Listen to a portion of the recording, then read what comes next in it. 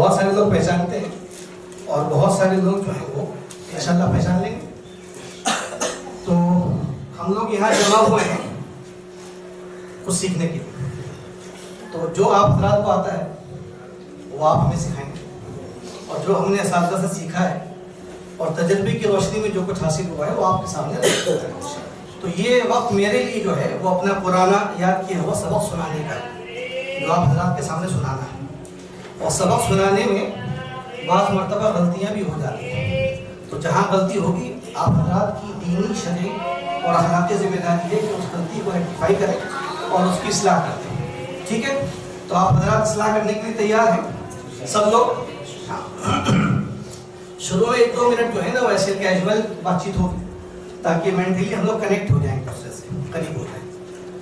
تو ماشاءاللہ نوجوان ساتھی بھی ہیں, کچھ تھوڑے سے عمر دراز ہیں, کچھ ٹھیک ہے ادھیڑ میں چلے گئے ہیں. تو آپ حضرات نے نورانی قاعدہ سب نے پڑھا ہے, کچھ لوگ بول رہے ہیں کچھ لوگ کچھ نہیں بول رہے ہیں. جی سب نے پڑھا ہے جی. اچھا پیچھے بھی پڑھا ہے بہنوں نے. اچھا تو آپ حضرات نے نورانی قاعدہ کب پڑھا ہے؟ آپ سے شروع کرتے ہیں. 2005 میں, یعنی چھوٹے تھے آپ. غالباً آپ 7 میں, یعنی سن نہیں بھی یاد ہو تو عمر یاد ہو کہ بھئی 4 سال کی عمر میں پڑھا, ہم نے 6 سال کی عمر میں پڑھا. قاری علمی رمضان صاحب 4 سال, قاری صاحب 3 میں, حضرت مولانا 2002. ماشاء اللہ. آپ بتائیں بھی, سب لوگ بتاتے رہے ایک طرف سے, آپ بتائیں. جی آپ 6 سال کی عمر میں. پیچھے بزرگ بیٹھے ہیں ہمارے. ماشاء اللہ. اچھا ٹھیک ہے. اور حضرات بتائیں 5 سال کی عمر میں. پیچھے جو ہماری بہنیں بیٹھی ہیں ٹھیک ہے. یعنی آپ سب نے نارملی جو ایک بچپن کا زمانہ ہوتا ہے جب ہم لوگ مکتب پڑھنے کے لیے جاتے ہیں تو اس عمر میں سب نے نورانی قاعدہ پڑھا. ماشاءاللہ ہم نے نورانی قاعدہ پڑھا ہے جب میرا افتاح کا سال مکمل ہو گیا تھا اور ممبئی میں 2 سال انگریزی کے ہم پڑھ چکے تھے, یعنی 2015 میں. ٹھیک ہے, تو ہماری یہ جو اس کا تعلیمی سفر ہے نورانی قاعدے کا, وہ تمام جو تعلیم ہے, جو درس نظامی کی تعلیم ہے, وہ سارا مکمل کرنے کے بعد پھر ہمارے ہاتھ میں یہ دے دیا گیا کہ یہ پڑھنا ہے. ٹھیک ہے, تو سب سے تازہ ہم نے پڑھا ہے, جتنے حضرات یہاں ہیں سب سے تازہ ہم نے پڑھا ہے, اور یہ ہم نے ہردوئی میں پڑھا ہے. ہردوئی میں اس قاعدے کو نئے انداز میں ہردوئی والوں نے ہی مرتب کیا ہے بعد میں. اس کے بعد بہت سارا کام ہوا, آج بھی کام ہو رہا ہے کچھ نہ کچھ, ہر علاقے میں ہو رہا ہے ہندوستان بھر کے.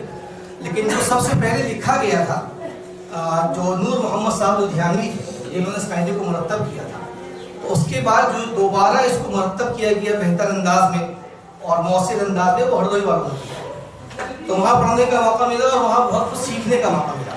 اور چونکہ پکی عمر میں پڑھا تھا تو وہ جو ایک بچپن میں رٹانے والا مزاج ہوتا ہے, ہٹ کے پڑھ لیا ہم نے, تو چونکہ وہ والا مزاج نہیں ہوتا اس پکی عمر میں, تو اس کو سمجھنے کا کیوں کیسے والا ایک مزاج تھا, تو اس لیے بہت کچھ سمجھ کے پڑھا.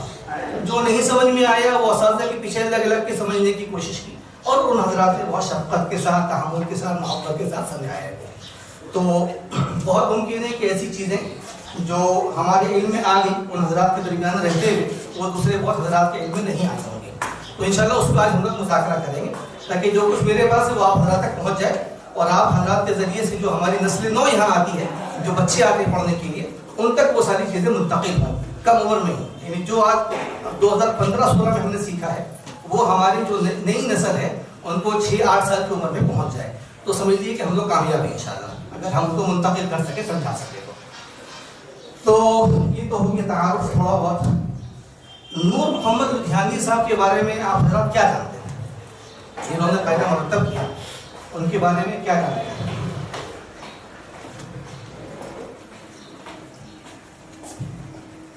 طرف کون سا ہے؟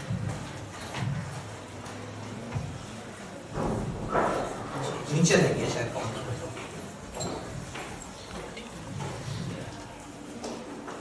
شاید صاحب آپ نے کچھ معلومات حاصل کی ہے؟ نہیں ایسی کتاب میں تو کچھ دیا نہیں. ہاں کتاب میں کچھ نہیں ہے، بات صحیح ہے کہ کتاب میں نہیں ہے، لیکن چونکہ ہم لوگ معلم بھی ہیں نا. ہاں بچوں کی نظر میں تو ہم لوگ معلم ہی ہیں، اپنی نظر میں ہم لوگ متعلم بھی ہیں، لیکن جو ہمارے پاس طلبہ آتے ہیں ان کی نظر میں ہم معلم ہیں. تو معلم کے پاس ہمیشہ کچھ اضافی معلومات ہونی چاہیے. معلم کے پاس ہمیشہ کچھ اضافی معلومات ہونی چاہیے جو کہ متعلمین کے پاس نہیں ہوتی ہے. تو پھر جب ہم ان کو کچھ اضافی معلومات دیں گے تو ان کے آنے کا فائدہ ہوگا. جو بچے ہمارے پاس آ رہے ہیں ان کے آنے کا ان کو فائدہ حاصل ہوگا. ورنہ لکھی ہوئی چیزیں جو ہیں وہ بچے کہیں سے بھی پڑھ سکتے ہیں. ہمیں وہ چیزیں دینی ہیں بچوں کو کہ جو نورانی قاعدے میں لکھی ہوئی ہیں وہ تو دیں گے، اور جو نہیں لکھی ہوئی ہیں جو ہمیں تجربے سے حاصل ہوئی ہیں یا کہیں اور سے ہمیں ملی ہیں وہ بھی ہمیں بچوں کو دینا ہے. تو نور محمد حقانی لدھیانوی صاحب کا مختصر تعارف ہے، یہ 1 صفحے سے کم ہے، یہ ہم آپ کو پڑھ کے سنا رہے ہیں تاکہ آپ حضرات کے علم میں آ جائے اور آپ حضرات اس کو مذاکرے میں لے آئیں، اپنی کلاس کے دوران مذاکرے میں لے آئیں. پیدائش حضرت کی لکھی ہوئی ہے 1856 عیسوی، 1856. دارالعلوم دیوبند قائم ہوا ہے 1866 میں، اور اس سے 10 سال پہلے حضرت کی پیدائش ہوئی ہے نا. پیدائش کہاں ہوئی ہے؟ لدھیانہ، جانتے ہیں لدھیانہ پنجاب کا حصہ ہے. اور تعلیم ہوئی ہے حضرت کی دہلی، کانپور، لکھنؤ کے مدارس میں. ظاہر ہے وہ زمانہ تھا کہ جب اس طرح کے مدارس نہیں ہوا کرتے تھے، درسگاہیں ہوتی تھیں یا کوئی کسی فن کا ماہر ہوتا تھا لوگ اس کے پاس چلے جاتے تھے، پڑھتے تھے، سیکھتے تھے. تو دلی، کانپور اور لکھنؤ میں کیونکہ بڑی درسگاہیں قائم تھیں اس زمانے میں تو یہی حضرت کی تعلیم ہوئی. علم حدیث شیخ احمد علی سہارنپوری سے حاصل کیا. اب شیخ احمد علی سہارنپوری رحمۃ اللہ علیہ یہ مظاہر العلوم کے بانی میں سے ہیں اور بخاری شریف پر حضرت کا حاشیہ ہے، بڑے محدث گزرے ہیں اپنے زمانے میں. تو ان سے تعلیم حاصل کی. فراغت کے بعد قرآن اور علم دین کی خدمت کے لیے اپنے آپ کو وقف کر دیا. نور علی نور نامی رسالہ جاری کیا. مطبع حقانیہ نامی ایک پریس کھولا. اس زمانے میں پریس کھولنا بڑی بات ہے. اپنے والد حافظ علی محمد کے شروع کیے ہوئے لڑکیوں کے مدرسے کو ترقی دی، یعنی ایک مدرسہ البنات بھی چلاتے تھے آپ. اس کا نام مدرسہ حقانیہ رکھا. حفظ اور تجوید کا شعبہ قائم کیا. ملک میں گویا ایک مثالی مدرسہ قائم کیا اور ایک قابل تقلید نظام چلایا. اس کی شاخیں پھیلتی رہیں، پھر اس کا نام ام المدارس رکھا گیا. نورانی قاعدے کے علاوہ نماز، عقیدہ، توحید اور ایمان سے متعلق بعض منظوم کتابیں لکھی. تقسیم کے بعد پھر وہ پارٹیشن ہو گیا ہندوستان میں اور پھر مختلف ممالک جو ہے. تقسیم کے بعد وہ مدرسہ فیصل آباد پڑوس میں جو ملک ہے ہمارا وہاں چلا گیا ہے. اب ان کے پوتے نواسی اس ادارے کو چلا رہے ہیں. حضرت مولانا عبدالحی حسنی لکھنوی رحمۃ اللہ علیہ، یہ مولانا علی میں ندوی رحمۃ اللہ علیہ کے والد محترم ہیں. انہوں نے نزہۃ الخواطر نامی کتاب میں ان کا ذکر کیا ہے. تو یہ وہ ساری معلومات ہیں کہ جو انٹرنیٹ پہ انشاءاللہ آپ لوگوں کو مل جائے گی تلاش کرنے سے. ٹھیک ہے. اسی طرح بعض وہ کتابیں جو نورانی قاعدے کے تعلق سے آج کل لکھی جا رہی ہیں پڑھانے کا جو طریقہ تدریس ہے اس کے تعلق سے، تو ہو سکتا ہے اس میں بھی یہ چیزیں مل جائیں آپ. تو یہ آپ لوگ جو ہیں ذہن میں رکھیے گا، اور چونکہ ریکارڈنگ بھی ہو رہی ہے غالباً تو بعد میں سن بھی سکتے ہیں. تو یہ بچوں کو بھی بتانا ہے. ورنہ عموماً ذہن میں خیال ہوتا ہے کہ نورانی قاعدہ جنہوں نے لکھا ہوگا وہ ایسی کوئی معمولی تعلیم یافتہ ہوں گے، انہوں نے جو ہے شوق آیا تو لکھ دیا. نہیں، یہ حضرات اپنے زمانے کے جبال علم تھے، بہت پہنچی ہوئی شخصیت تھی حضرات. تو انہوں نے جو ہے لکھا ہے تو بہت کچھ سوچ کے، بہت کچھ تجربے کے بعد اور بہت کچھ حاصل ہونے کے بعد لکھا ہے. تو یہی وجہ ہے کہ نورانی قاعدہ صرف ہندوستان میں ہی نہیں بلکہ ایک بڑے عالم ہیں مفتی ابو بکر جابر قاسمی دارالقاتو، آپ جانتے ہیں بچے. تو ان کی تحریر میں کہیں ہم نے دیکھا تھا کہ مصر کے اندر بھی حضرت فرما رہے تھے کہ مصر اور مصر کے مختلف علاقوں میں، شہروں میں یہ قاعدہ پڑھایا جاتا ہے، نورانی قاعدہ. ٹھیک ہے. تو یہ بہت اونچا قاعدہ ہے، کوئی معمولی چیز نہیں ہے کہ بھئی اگر عرب حضرات بھی اس کو جو ہے وہ ایکسیپٹ کر رہے ہیں اور قبول کر رہے ہیں اور عجم والے تو کر ہی رہے ہیں تو یہ بڑی بات ہے. تو یہ مختصر تعارف آ گیا. ایک اہم بات جو ذہن میں آ رہی ہے، آپ چونکہ سارے اساتذہ ہیں، میرے ایک غیر رسمی استاد ہیں حضرت قاری الیاس صاحب دامن برکاتہم، علی گڑھ میں، آپ قیام آپ کا وہاں ہے. علی گڑھ میں ایک محلہ ہے انونا ہاؤس، وہاں کی مسجد ہے بہت پرانی. آپ حضرات کا اگر جانا ہو، آپ کا جانا ہوا ہے، مولانا کا جانا ہوا ہے، مولانا ابو طلحہ صاحب تعلیم بھی وہاں کی ہے. تو حضرت جو ہیں بڑی قیمتی نصیحت کی معلمین کے تعلق سے. میرا چونکہ سال میں 2 مرتبہ آنا جانا ہوتا ہے وہاں، تو بہت کچھ ان سے سیکھنے کو ملتا ہے.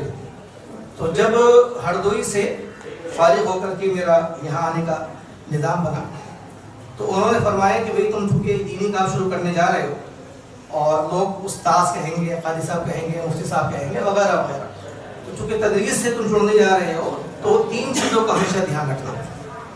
وہ کون سی 3 چیزیں ہیں وہ آپ حضرات کو بھی ہم یہاں پہ لکھ کے بتاتے ہیں تاکہ آپ کو بھی یکساں فائدہ ہو.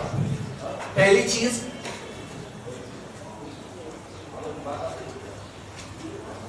یہ ہے شفقت.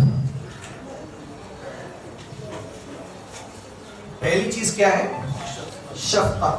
جو بچے ہمارے پاس آ رہے ہوں ان کی تئیں ہم شفیق ہوں، مہربان ہوں، رحمت کا جذبہ ہو. تو پہلی چیز ہے شفقت. دوسری چیز ہے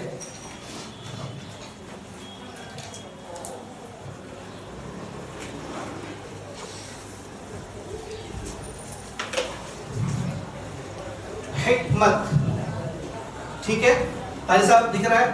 ہاں. پہلی چیز ہو گئی شفقت، دوسری چیز حکمت. ہاں. اور تیسری چیز ہے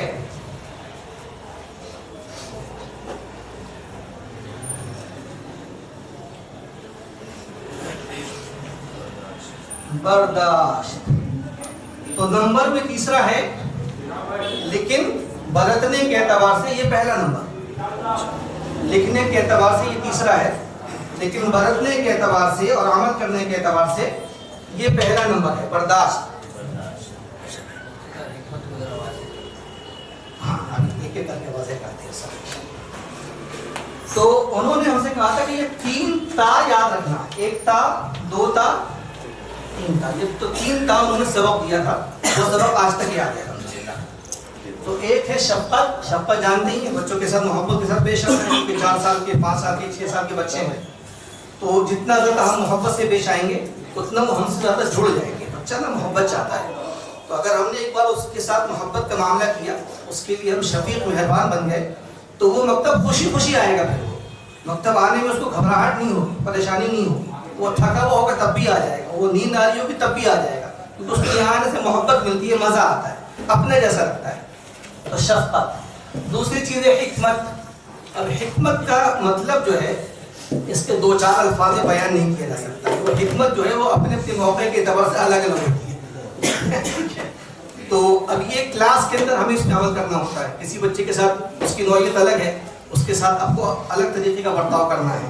کسی کی نوعیت مختلف ہے. دوستو یہ حکمت کا مطلب یہ ہے کہ موقع کے اعتبار سے بچے کے ساتھ اس طرح سے برتاؤ کرنا کہ جو سبق اس کو ہم پڑھا رہے ہیں اس کو بھاری نہ لگے، اس کو آسان لگے، مشکل نہ معلوم. ٹھیک ہے.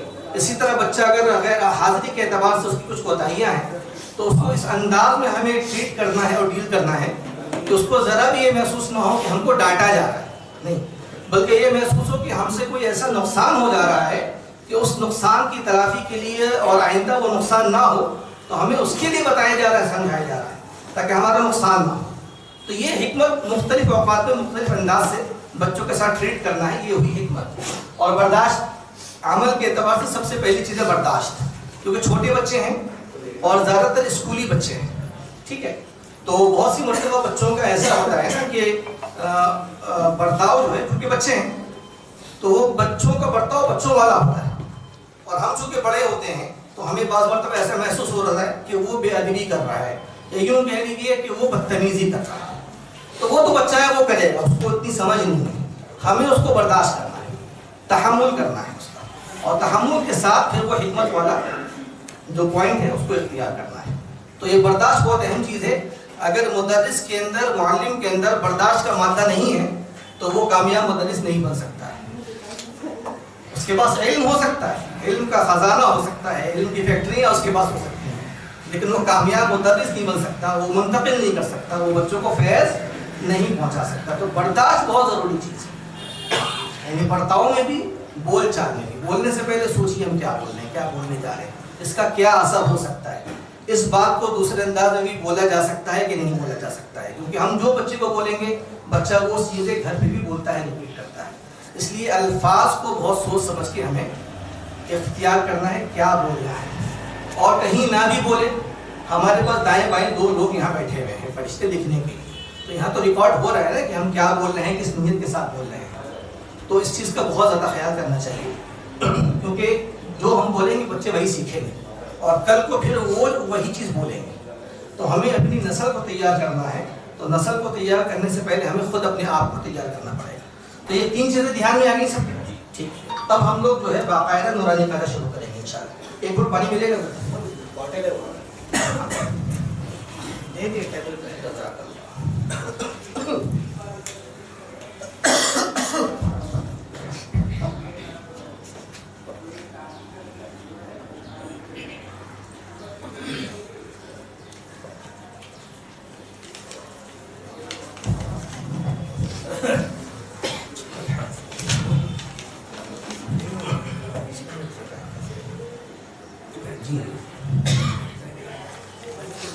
نورانی قاعدہ کہاں سے شروع کرتے ہیں ہم لوگ؟ مفردات سے شروع کرتے ہیں. عموماً یہی ہوتا ہے کہ تختی نمبر 1 سے شروع کرتے ہیں. تختی نمبر 1 سے شروع نہیں کرنا ہے، یہاں شروع کرنا ہے. تلاوت کے 3 اہم فائدے، 2 اہم آداب. نورانی قاعدہ یہاں سے شروع کریں گے. کوشش کریں یہاں سے شروع. ہر ادارے کا اپنا معمول ہوتا ہے، ہم لوگ یہاں سے شروع کرتے ہیں. کیوں یہاں سے شروع کرتے ہیں؟ یہاں سے اس لیے شروع کرتے ہیں کیونکہ پہلے دن سے بچے کے ذہن میں اس قاعدے کی اور اس قاعدے کے ذریعے قرآن کی اہمیت دکھانی ہے. تو اس کے ذہن میں اس کے اصول آداب آنے چاہیے. اصول آداب آئیں گے تو عظمت بھی آئے گی. اور چونکہ یہ بالکل نئی چیز ہوتی ہے جس سے جو ہماری پچھلی پیڑھی ہے، پچھلی نسل ہے جو ناواقف ہے، تو وہ بھی جب سنتے ہیں تو سیکھتے ہیں اور ان کے دل میں بھی عظمت پیدا ہوتی ہے. تو یہ بہت ضروری چیز ہے. یہ بچوں کو زبانی یاد کرانا ہے. اب زبانی یاد کرانے میں ایک دشواری آتی ہے کہ والدین کی طرف سے عذر پیش کیا جاتا ہے کہ بچہ اردو نہیں آتا. صحیح بات ہے، اردو نہیں آتا. 4 سال کا بچہ ہے، 3 سال کا بچہ ہے، 5 سال کا بچہ ہے، ماں باپ نہیں جانتے تو بچہ کیسے جانے گا؟ سب سے بڑا مسئلہ یہ ہے آج کل کہ ماں باپ جو ہیں، جو پیرنٹس ہیں، جو گارجن ہیں، وہ بیچارے خود اردو نہیں جانتے ہیں. یہ تقریباً 95% تفریح کا حال ہے. آپ بھی اس کو دیکھتے ہو اپنی یہاں. ہاں یہ ہے. تو کہتے ہیں بچہ اردو نہیں آتا. اصل میں وہ یہ کہہ رہے ہوتے ہیں کہ ہم اردو نہیں آتے، اور خود یہ نہیں کہہ سکتے ہیں.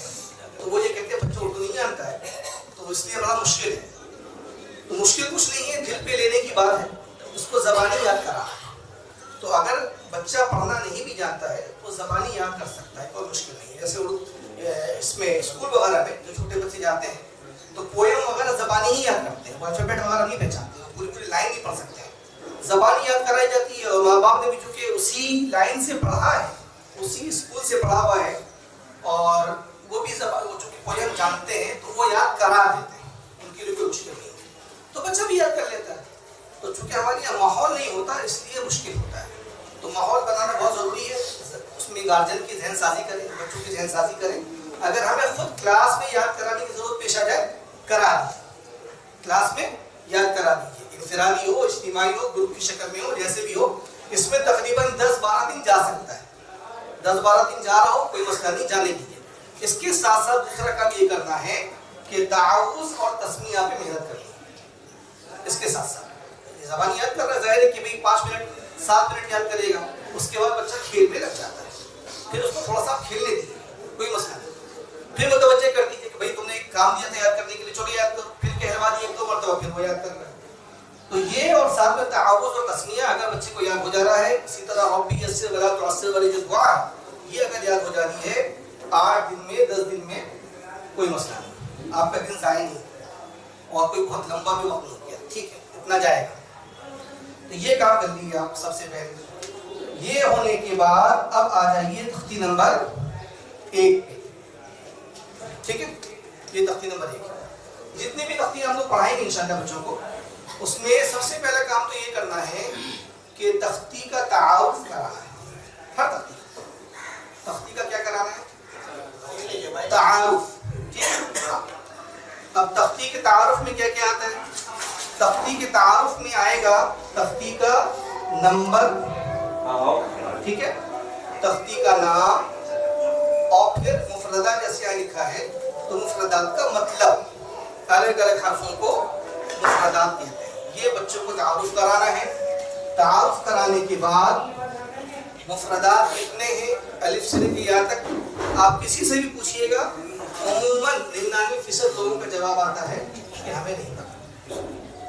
بڑے لوگوں میں بھی آپ سوال کر سکتے ہیں تو آتا ہے لیکن کبھی اس طرح سے دھیان نہیں کیا. آتا سب کو الف سے لے کے یا تک سب کو آتا ہے لیکن کبھی گنا نہیں ہے, کبھی اس انداز سے سوال نہیں کیا گیا, تو اس لیے وہ چیز کھول کے سامنے نہیں ہے. تو یہ پہلے دن سے بچوں کے ذہن میں ڈالنا ہے. آپ پوچھیں گے A to Z کتنا ہے, ٹھیک بتا دیں گے 26 فٹ سے بتائے گا, لیکن آپ پوچھیں گے الف سے یا کتنا ہے, کہے گا پتہ نہیں, پھر وہ کاؤنٹنگ شروع کرتا ہے 1 2 3 4. تو وہ پہلے دن سے جو ہے تعارف یہ بھی آ گیا کہ مفردات کیا ہوتے ہیں, بھی الگ الگ حرفوں کو کہتے ہیں. ساتھ میں کتنے ہیں مفردات اس کو بھی بتانا ہے.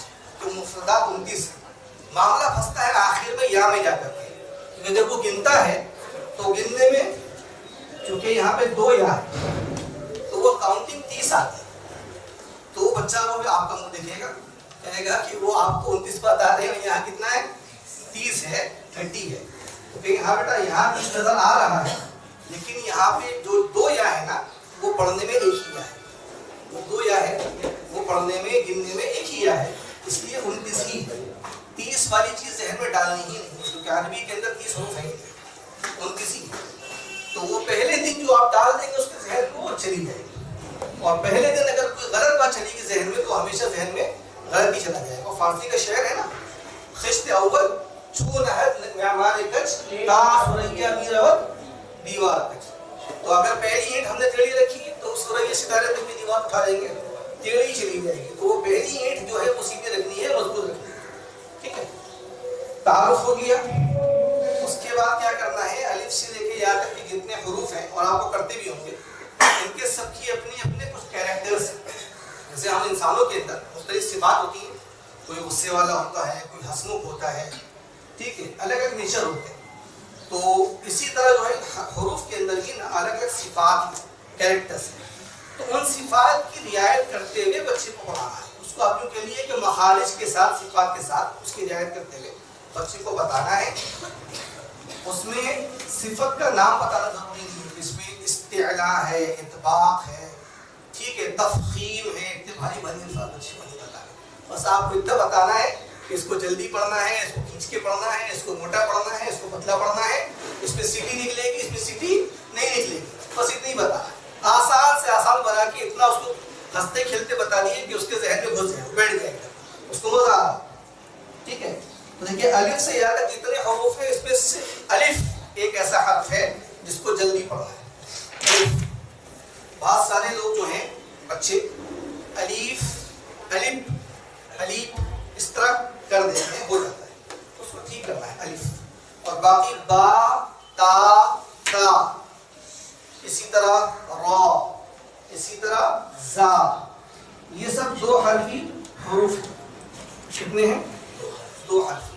تو ان کو تھوڑا کھینچنا ہے, را زا سا اس طرح نہیں, را زا, ٹھیک ہے. اسی طرح اور کیا ہے با تا, یہ 2 حرفی جو کہ حروف ہیں ان کو تھوڑا تھوڑا کھینچ کے بولنا ہے. اور اس کے بعد 6 حرفی بھی ہیں, جیم 3 حرف, سین 3 حرف, تو ان کو تھوڑا اور کھینچنا ہے, 2 حرف سے تھوڑا سا اور زیادہ.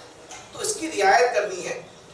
یہاں لکھا ہوا بھی ہے, دیکھیے اس طرح لکھا ہوا بھی ہے, تو اس کی رعایت جو ہی نہیں لکھ دیا گیا, اس کی وجہ ہے, لکھنے کے پیچھے اس کی حکمت ہے باقاعدہ.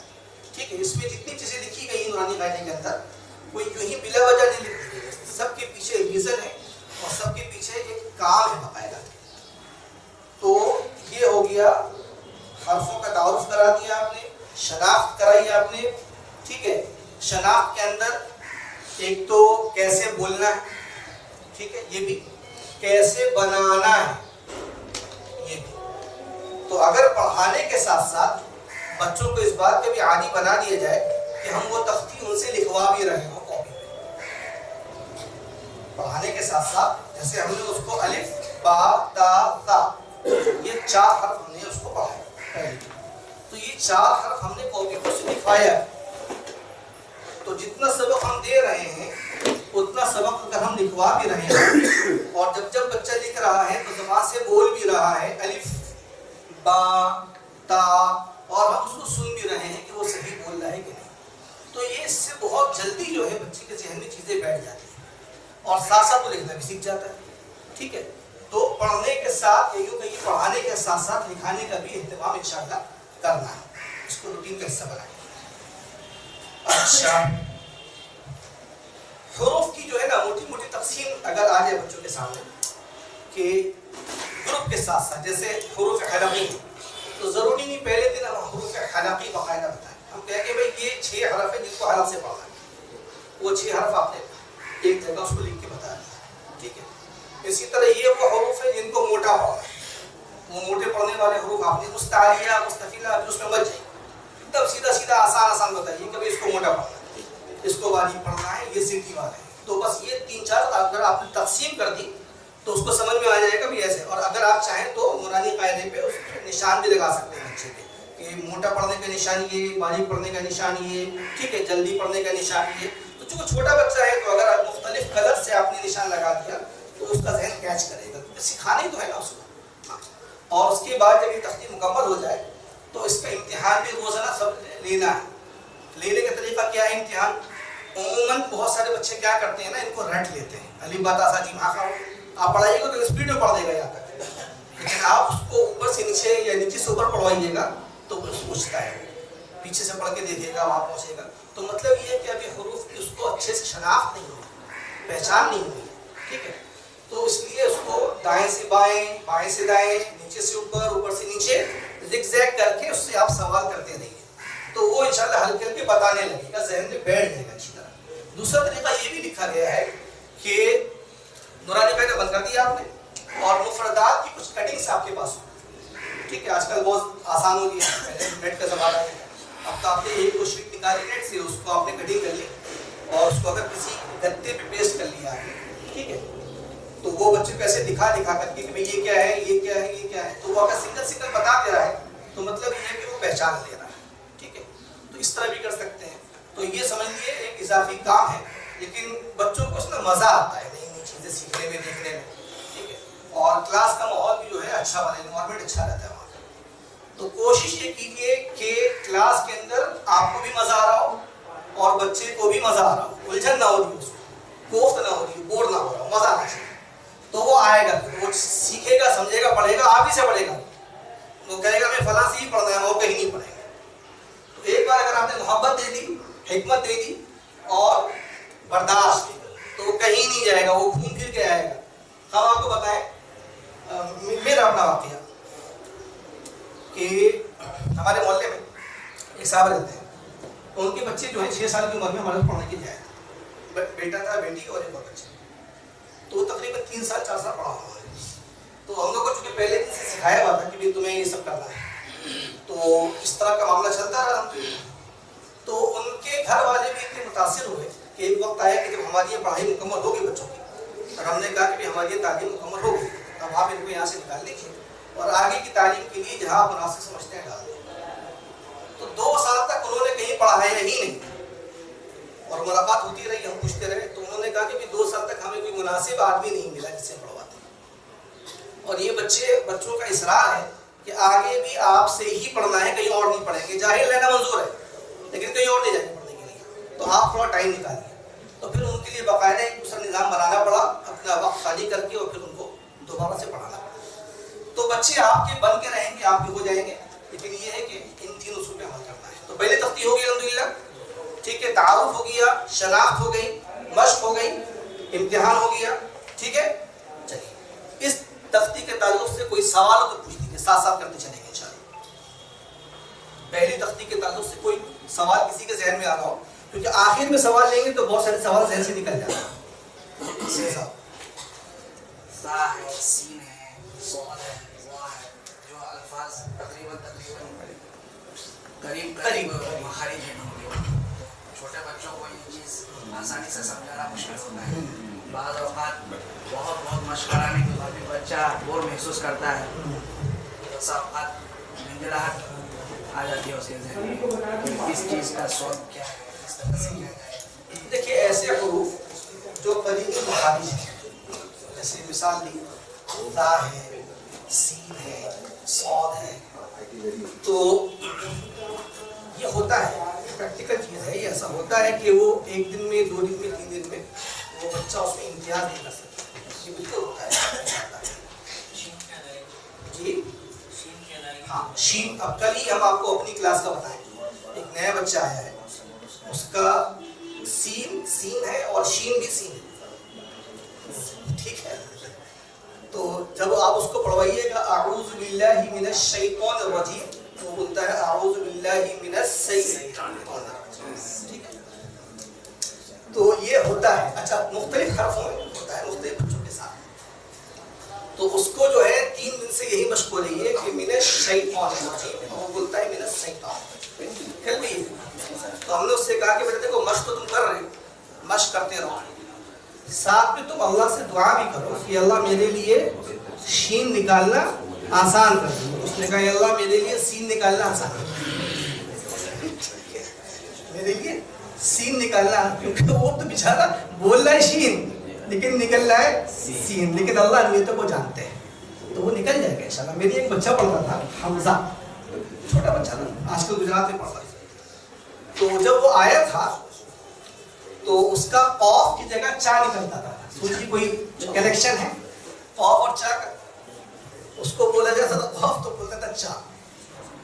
1 دن ہو گیا، 2 دن ہو گیا، 3 دن ہو گیا، 4 دن ہو گیا، 5 دن ہو گیا، پورا 1 ہفتہ اسی میں چلا گیا. روزانہ مشق ہوتی تھی، قاف بولتا تھا چا. چا کیسے بول رہا بھائی، کہیں سے کہیں کنیکشن نہیں ہے. نکل لے، یہی نکل رہا ہے. میں تو کافی بول رہا ہوں، چا پتہ ہی کیوں نکل رہا ہے. چھوٹا بچہ. تو میرے یہاں پاٹ نہیں پڑھائی ہے. سوموار، منگل، بدھ، جمعرات، جمعہ، سنیچر، اتوار. تو وہ پھر جب منڈے آیا، منڈے میں وہ آیا اور داخل ہوتے ہوتے بولا ہے کہ قرضہ نکل گیا، قاف وہی گیٹ سے قاف نکل گیا. کیسے نکلے گا پتہ ہی کیسے نکلے گا. تو بعض مرتبہ کیا ہے نا کہ اللہ کی طرف سے چیزوں کا وقت متعین ہوتا ہے. وہ چیز اس وقت میں ہی ہوگی. آپ کتنا سر پھوڑ دی وہ ہوگی، تو اس کو وقت دیجیے بچے کو، وہ ہوگا انشاءاللہ، وقت کے ساتھ ساتھ ہوگا. یہ ایسے بہت سارے کیس ہیں ہمارے پاس. آپ لوگ کلوٹلا جو آتے ہیں جو حضرات، آپ نے دیکھا ہوگا کلوٹلا مسجد کے ٹھیک سامنے کپڑے کی دکان ہے، جو پیچھے والا گیٹ ہے وہاں کپڑے کی دکان ہے، رشید کلوتھ اسٹور. تو ان کے یہاں ایک بچہ تھا، آج کل وہ پڑھتا ہے مولانا عبد المتین صاحب کی مدرسے. تو جب وہ چھوٹا تھا وہ آیا پڑھنے کے لیے. تو ہم نے پوچھا بیٹا کیا نام؟ کہنے میں عاقب رشید. کیا نام ہے؟ عاقب رشید، یعنی رشید. تو وہی سین شین والا معاملہ. ہم نے کہا تم بیٹا نورانی کہنا بند کر دو، دیوار کی طرف گھوم کے بیٹھ جاؤ، اور تمہارا کام یہ ہے کہ جب تک چھٹی نہ ہو تب تک تمہیں کرنا ہے یہی کام ہے. کیا کرنا ہے؟ راستے میں نہیں کرنا. تو وہ بیچارہ چھوٹا بچہ بیٹھ گیا دیوار کی طرف گھوم کے، تو وہ کام میں لگ گیا اپنا، وہ سی نکل رہا ہے شروع. تو وہ 1 دن 2 دن گیا، اور تیسرے دن اس کا حل کر کے سی سے وہ ساؤنڈ آنے لگا.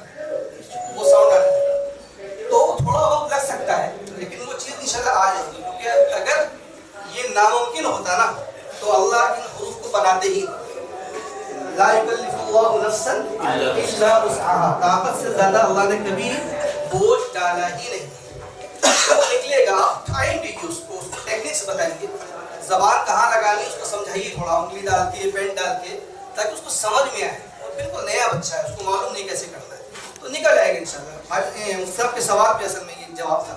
تو تھوڑا ٹائم دینا ہوگا اس کو. آپ سمجھاتے رہیے، بورڈ پہ لکھ کے بتائیے. جیسے سین ہے، صاد ہے، تا ہے، 3 حرف لکھ دیا آپ نے. تینوں کے بارے میں پوچھا، تینوں ایک حرف ہے یا الگ الگ ہے؟ تو لازمی بولے گا کہ نہیں الگ الگ ہے. اچھا الگ الگ ہے تو آواز کیا ہے کہ یہ آواز ہے. تو تھوڑا فرق ہوتا ہے. تو وہ تھوڑا فرق دن کے ساتھ ساتھ آ جائے گا انشاءاللہ. محنت میں لگا کے دیکھیے انشاءاللہ ہو جائے گا. مشق جو ہے نا، پریکٹس، یہی ایک واحد چیز ہے کہ جس سے تعاون میں آ سکتا ہے. دوسری چیز جو ہے، جو اہم چیز ہے، وہ یہاں لکھ رہے ہیں ہم. چوتھا نمبر ہے رجوع الی اللہ. یہ جب کچھ نہیں ہوگا نا ساری حکمتیں فیل ہو جائیں گی، یہ کام کرے گا رجوع اللہ. ٹھیک ہے، تو اس کو پہلے دن سے جو ہے نا وہ گٹھی میں ڈال لیجیے اور یاد رکھیے، یہ بہت اہم چیز ہے رجوع اللہ. تختی نمبر 14 جو ہے نورانی قاعدے میں، یہ آسان تختیوں میں سے ایک ہے. آسان تختیوں میں سے ایک ہے، را کی تختی ہے، اس کو آسان سمجھا جاتا ہے، مطلب بہت مشکل تختی ہے. ٹھیک ہے، اس میں قواعد بھی زیادہ ہیں، جلدی سمجھ میں نہیں آتا، اور بعض مرتبہ جو نئے مدرس ہوتے ہیں، نئے پڑھانے والے، ان بیچاروں کو بھی نہیں سمجھ میں آ رہا ہوتا ہے کہ ہمیں سمجھانا کیا ہے، کس طرح سمجھانا ہے. اچھا، جو بچے ہوتے ہیں نا ہمارے چھوٹے بچے، ان کے اندر ایک عادت ہوتی ہے سوال کرتے ہیں، کیونکہ ان کے اندر کیوریوسٹی ہوتی ہے، تجسس ہوتا ہے، نئی چیزیں سیکھنا چاہتے ہیں، تو سوال لگایا وہاں میں ہے، تو ان کے سوال سے گھبرانا نہیں، سوال کرتے ہیں، بلکہ آپ اس کو کہیے بھائی تم سوال کرو، پوچھو. تو 14 نمبر تختی میں چونکہ ایک واقعہ ذہن میں آ گیا تو ہم آپ سے ذکر کریں. 14 نمبر تختی میں ایک قاعدہ ہے امرتا، امرتا، اس کو را کو پور پڑھنا ہے. تو امر تابو میں را پور ہے، اور اس کا قاعدہ بھی ذرا سا الگ ٹائپ کا ہے. تو قاعدہ تو زبانی بتا دی ہے کہ بچے کو بھی را پور ہونا، تو وہ کہہ رہا ہے کہ را پور ہوگی کیوں، زیر ہے تو را کیوں؟ اوپر تو آپ نے یاد کرایا ہے کہ را کے نیچے زیر ہو یا رائے ساکنہ سے پہلے زیر ہو تو را باریک ہو. تو کہہ رہا ہے کہ یہاں تو آپ نے پڑھایا ہے کہ باریک ہوگی، یہاں جو ہے آپ بولے پور ہوگی. تو اس کو جو ہے فرق آپ کیسے سمجھائیں گے؟ ظاہر ہے کہ وہ ایک کلمہ دوسرا کلمہ اتنا چھوٹا بچہ جلدی نہیں سمجھتا، پہلا کلمہ دوسرا کلمہ. ٹھیک ہے، بڑے لوگ سمجھ جائیں گے، 8 سال 10 سال کا بچہ سمجھتا ہے، وہ 4 سال 5 سال کا بچہ کیسے سمجھے گا ایک کلمہ دوسرا کلمہ؟ یہ حمزہ وصلی، حمزہ قطعی. تو اب میرے لیے نئی چیز تھی، تو کوئی بات تو سمجھ میں نہیں ہے. اچھا، ایک بات دھیان رکھیے گا، اگر کوئی بات نہ سمجھ میں آنی ہو نا تو بلا وجہ کا جواب نہیں دینا مجھے، کہ خاموش کرنے کے لیے یا اپنا علمی رعب اور دبدبہ قائم رکھنے کے لیے کچھ بھی بول دیا، کچھ بھی. ٹھیک ہے، آپ صاف کہہ سکتے ہیں کہ بھائی ہمیں معلوم ہے، ہمیں سمجھ میں نہیں آ، سوچ کے بتائیں، کل بتائیں. کوئی غلط جواب مت دیجیے، کیونکہ غلط جواب اگر دے دیا آپ نے اور وہ بچہ جو ہے وقتی طور پر خاموش بھی ہو گیا تو مطمئن نہیں ہوگا، اور مطمئن نہیں ہوگا تو ذہن میں ہمیشہ ایک شک و شبہ والی بات رہ جائے گی. ایک واقعہ یاد ہے، ایک صاحب تھے، ان کو حدیث کا گھنٹہ دے دیا گیا، حالانکہ حدیث پڑھانے کی اہلیت نہیں تھی، لیکن دے دیا گیا. بس ان کے والد صاحب وہ بھی چونکہ بڑے عالم تھے، انہوں نے منع بھی کیا کہ بھائی اس کے اندر اہلیت نہیں، مت دو، لیکن لوگوں نے دے دیا ادارے والوں نے. اب انہوں نے پڑھایا گھنٹہ، اور بعض مرتبہ کچھ حدیثیں ایسی ہوتی ہیں جو آپس میں ظاہری طور پر متعارض ہوتی ہیں کہ بیٹے کرا دی. تو ایک طالب علم نے جو ہے وہ کہا کہ حضرت وہ پہلی حدیث میں تو اس طرح سے اور دوسری حدیث میں اس طرح سے ہے، اختلاف ٹکراؤ کی نظر ہے. تو اس کا جواب، تو چونکہ جواب تو کوئی آ نہیں رہا تھا، تو آخر میں یہ جواب سمجھ میں آیا کہ لا حول ولا قوت الا باللہ، نالائق حضور کی حدیث پہ اشکال کرتا، حضور کی حدیث پر اعتراض، لا حول، تو علم ہی نہیں آئے گا. تو یہ جواب نہیں ہوا نا، وہ بیچارہ خاموش تو ہو گیا سن کر کے، لیکن اس کو مطمئن نہیں ہوا. تو اگر جواب نہیں آ رہا ہے آپ مت دیجیے، آپ کسی سے پوچھئے، معلوم کیجیے، خود سوچئے.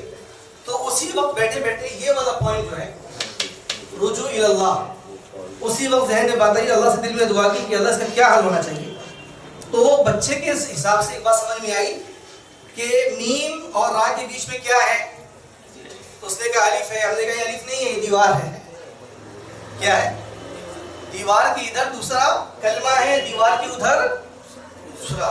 اگر دونوں ایک ساتھ ہوتا تو ایسا ہوتا، جیسے نیچے میم را میں جڑا ہوا ہے نا، تو یہ میم اور را اگر ایک ساتھ میں ہوتے نا تو جڑے ہوئے ہوتے. یہ بیچ میں ڈیوائیڈر ہے، پارٹیشن ہے. گھر میں پارٹیشن ہے، تمہارے کہاں ہے؟ نے کہا ویسی والا پارٹیشن ادھر. تو اس کو سمجھ میں آ گئی بات کہ وہ بیچ میں پارٹیشن ہوگا تو مطلب الگ الگ ہے، تو پھر ہمیں پور کر کے پڑھنا ہے. تو یہ پارٹیشن والی بات آپ کو کتاب میں لکھی ہوئی نہیں ہے. ٹھیک ہے، تو یہ وقت پہ ہی ایسا کوئی معاملہ پھنسے تو فوراً کیا کرنا ہے, یہ 4 نمبر, ٹھیک ہے, رجوعی نمبر, تو انشاءاللہ حل ہو جائے گا. تو پہلی تختی ہو گئی. دوسری تختی میں آپ حضرات جانتے ہیں مرکبات ہے, ملے ہوئے حرفوں کو مرکبات کہتے ہیں. اچھا, دوسری تختی میں پہلے جو نورانی قاعدہ چھپتا تھا اس میں کیا ہوتا تھا کہ کچھ حرف ذرا گہری روشنائی سے لکھے ہوتے تھے اور کچھ ہلکی, ہے نا. اب ذرا کلر بدل کے لکھ دیا جاتا ہے, تو وہ جان بوجھ کے کیا جاتا ہے. وہ مس پرنٹ نہیں تھا, وہ جو پہلے چھپتا تھا وہ ایسا نہیں ہے کہ روشنائی کی کمی ہو گئی تھی وہاں پہ, نہیں. وہ اس لیے لکھا جاتا تھا تاکہ بچے سمجھ لیں کہ یہاں پہ پہلا حرف ختم ہو رہا ہے اور یہاں سے دوسرا حرف شروع ہو رہا ہے. تو بچوں کو سمجھانے کے لیے, انڈیکیٹ کرنے کے لیے یہ حکمت اختیار کی گئی, تو اس کو باقی رکھیے.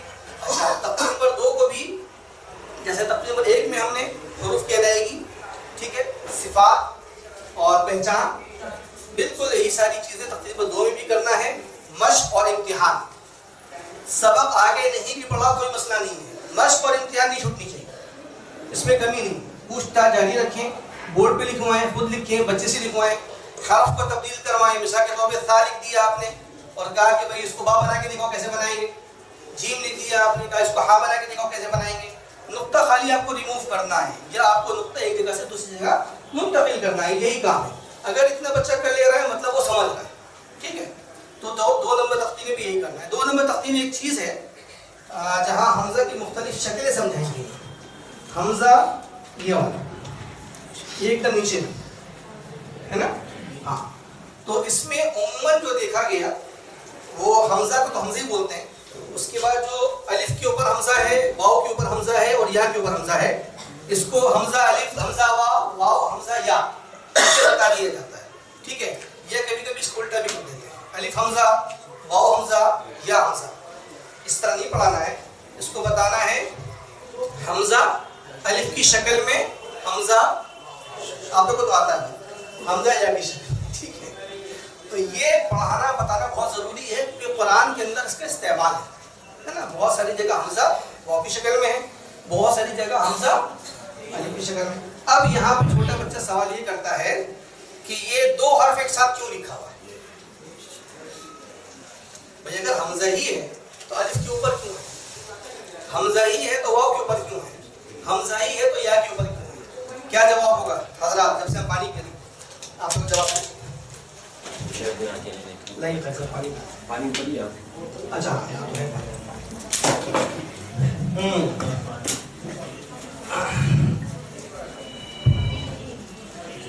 پیچھے سے ہماری بہنیں بھی بتا سکتی ہیں.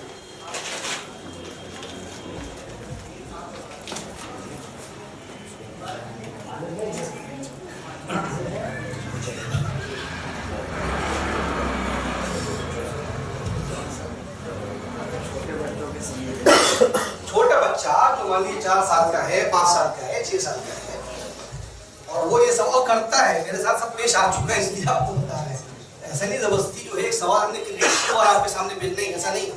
یہ وہ ساری چیزیں ہیں جو ہم پرکھ چکے ہیں, اس کو فیس کر چکے ہیں. جی کوئی جواب سمجھ میں آیا کسی کے کہ اگر یہ حرف ایک ہی ہے تو 2 حرف یہاں کیوں ہیں, یعنی الف کے اوپر حمزہ کیوں, الف کے اوپر وہ سیدھا سیدھا ایسے نارمل حمزہ لکھ دیا جاتا.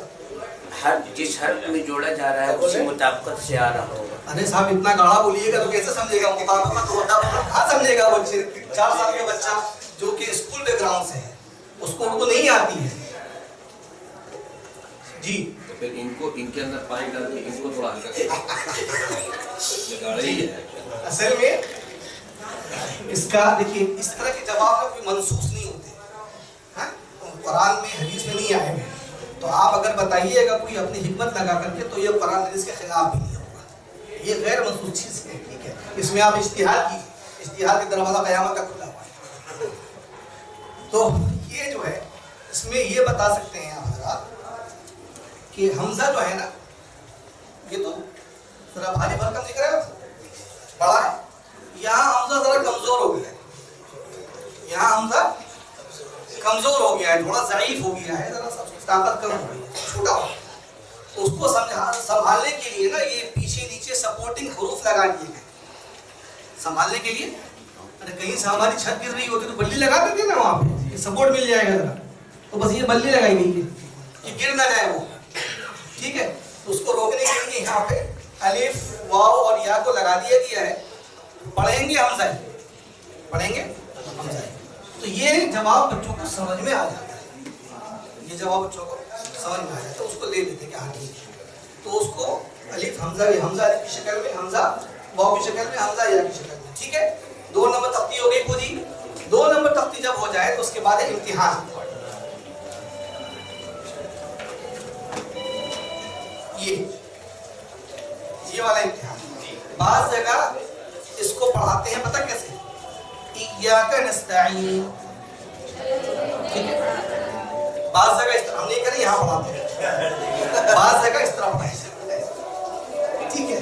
کیونکہ مختلف جگہ امتحان لینے جانا ہوا تو جب بچوں سے یہاں سے پوچھا تو انہوں نے اسی طرح ایاک نستعین وما یدریک وغیرہ وغیرہ اپنے حساب سے زبر زیر لگا کے پڑھا ہے.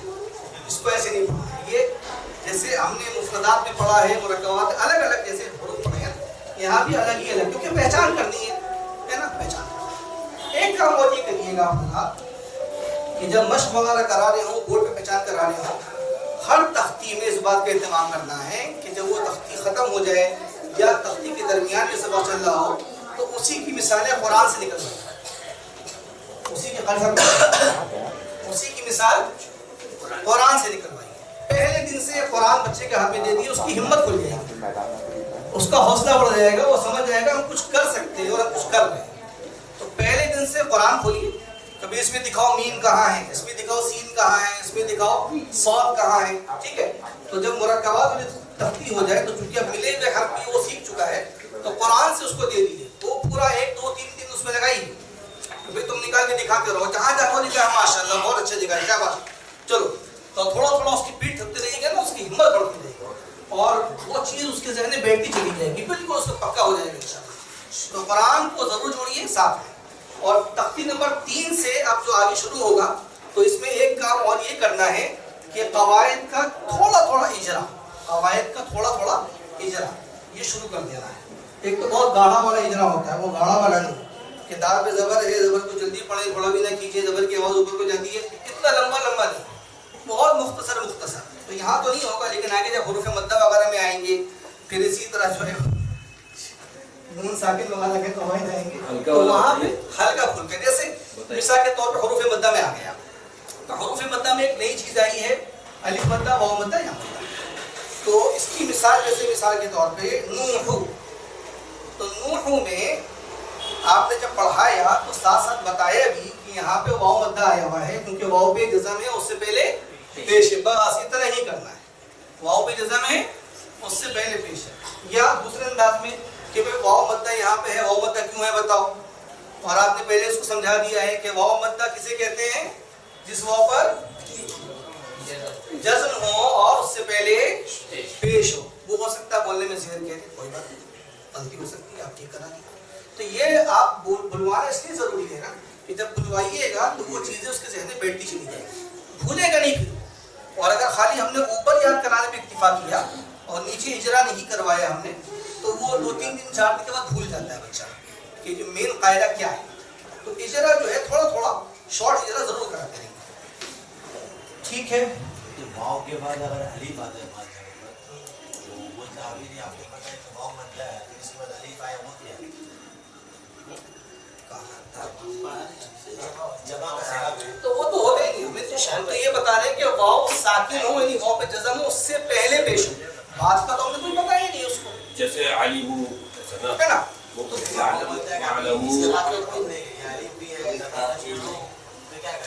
وہ تو واو مدہ کے بارے میں سوال کر رہے ہیں نا آپ سے.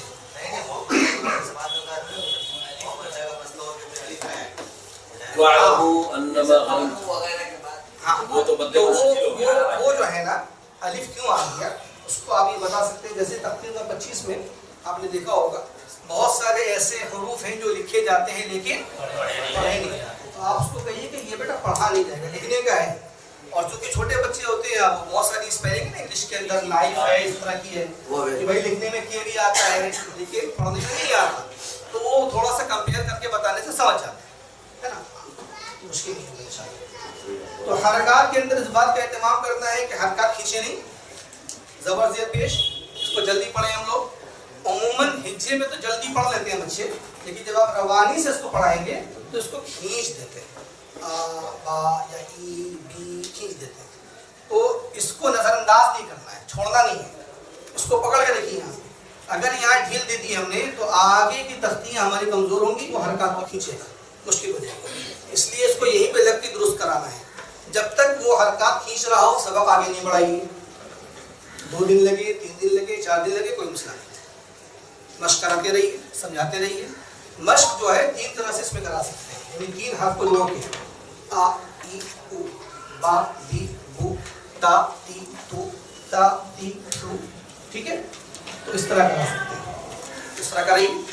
इसमें तो जैसे अलग अलग पेज है ना, तो अगर आपने एक पेज अपना बना लिया जिसमें 3 हरकत एक साथ आपने हमजा की, बाकी, ताकी, अगर इस तरह बना लिया आपने, या अब तो बहुत सारे कवायद ऐसे हैं कायदे छपे में जिसपे एक साथ आ भी रहा है, या सबसे आसान बोर्ड है हमारे पास, तो बोर्ड में हमने 3 की जोड़ी बना के मश्क करवाई तो बहुत जल्दी काबू में आ जाएगा इंशाल्लाह, ठीक है।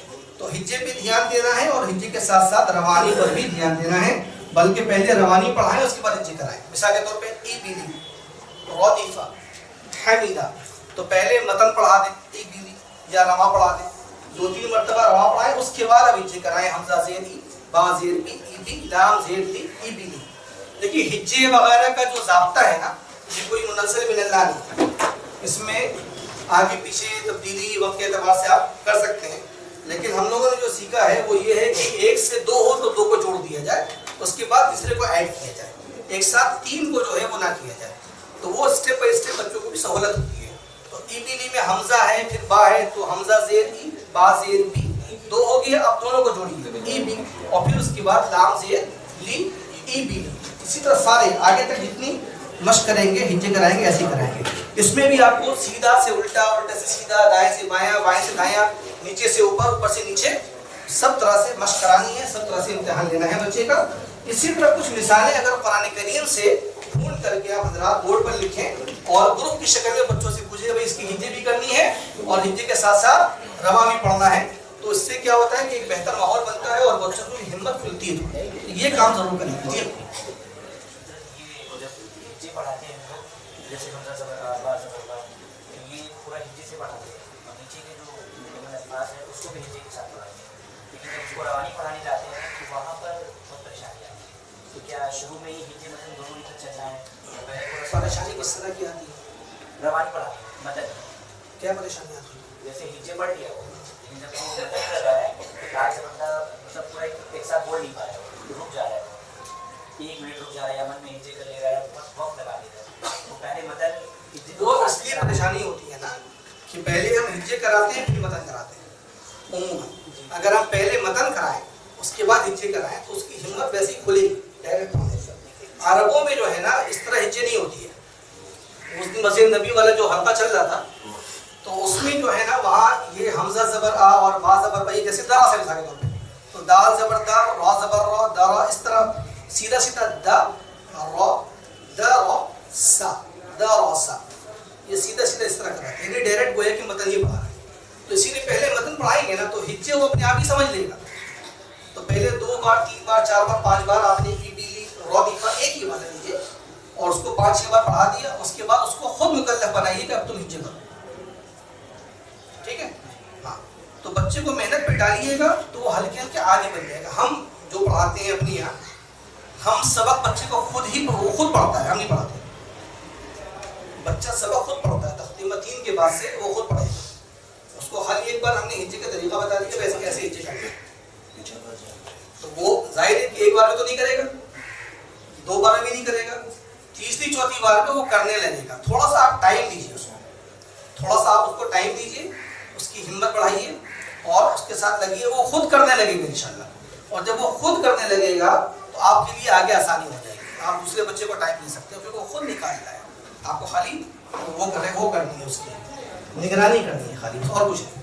तो उसको मेहनत पे डालिए। यही मेरा मामला नूरानी कायदे में है, यही मेरा नाज़िर कुरान में भी। हम खाली सबक पे निशान लगाते हैं कि भाई तुम्हें 10 लाइन तैयार करके लानी, वो खुद तैयार करके लाएगा, हम एक लफ्ज़ नहीं पढ़ाते उसको। हाँ, यहाँ आने के बाद सबक सुनाने में अगर उससे कुछ गलती हो रही है, वो सही से जोड़ नहीं रहा या मत में कमी करते रहा और कोई ऐसी बात है, उसको बता दिए, इसको ठीक करो बेटा। तो उस पर मेहनत पे डालिएगा, وہ محنت پہ آ جائے گا انشاءاللہ. اور پہلے دن سے اگر ہم نے اس کو سہولت کا عادی بنا دیا تو وہ اسی انتظار میں رہے گا کہ حافظ صاحب یا قاری صاحب تو بتا ہی دیں گے، ہم کریں گے. محنت پہ ڈالیں اس کو. ہاں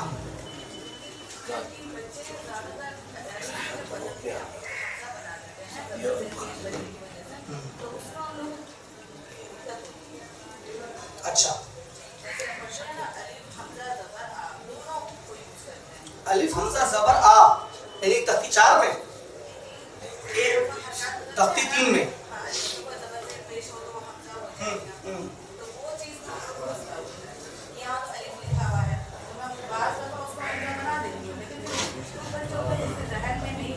کوئی بات ٹھیک ہے. اصل میں یہ اس لیے ہوتا ہے نا کیونکہ یہ بالکل نئی چیز ہوتی ہے بچوں کے لیے، اور پچھلی جو نسل ہے نا ہماری جو گارجن حضرات ہیں وہ انہوں نے اس کو ہمیشہ الف ہی پڑھا ہے، تو وہ گھر میں بھی اگر رہنمائی کرتے ہیں بچے کی تو وہ الف ہی بولتے ہیں، ہے نا.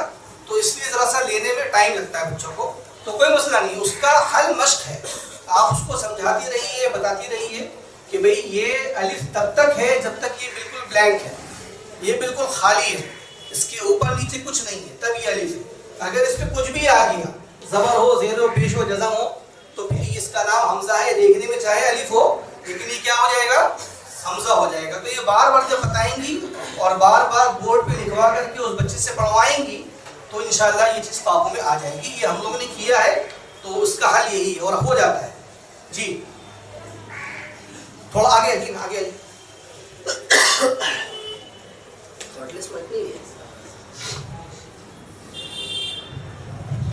جی.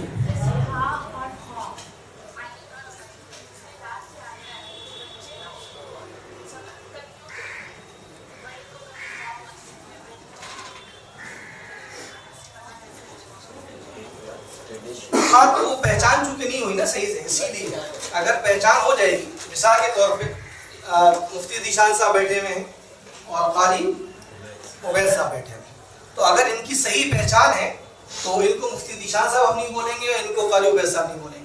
ہاں اگر پہچان میں کنفیوژن رہی تو پھر دایاں بایاں ہو سکتا ہے. تو حروف کو اگر صحیح پہچان کرا دی ہم نے اور بچے نے پوری طرح پہچان لیا تو پھر وہ غین کو غین ہی بولے گا، خا کو خا ہی بولے گا. وہ اگر دائیں بائیں کر رہا ہے مطلب اوپر نیچے کر دے رہا ہے تو مطلب یہ کہ ابھی شناخت پختہ نہیں ہوئی ہے نا. ہاں تو اس کی شناخت پختہ کرنے کے لیے بورڈ کا استعمال کیجیے اور قرآن کا استعمال کیجیے. قرآن میں جہاں جہاں بھی غین آیا ہے آپ ایک صفحہ متعین کر لیجیے، اس پہ نشان لگا دیجیے کہ بھئی یہ کون سا ہے، یہ کون سا ہے، یہ کون سا ہے بتاؤ. تو وہ فوٹو سے نا بچے کیچ کرتے ہیں، لکھی ہوئی شکل جو ہوتی ہے نا اس کو بالکل ذہن میں محفوظ ہو جاتا ہے. تو وہ انشاءاللہ افضل ہو جائے گا. اس کو الگ سے اس پہ مشق کروائیے. جی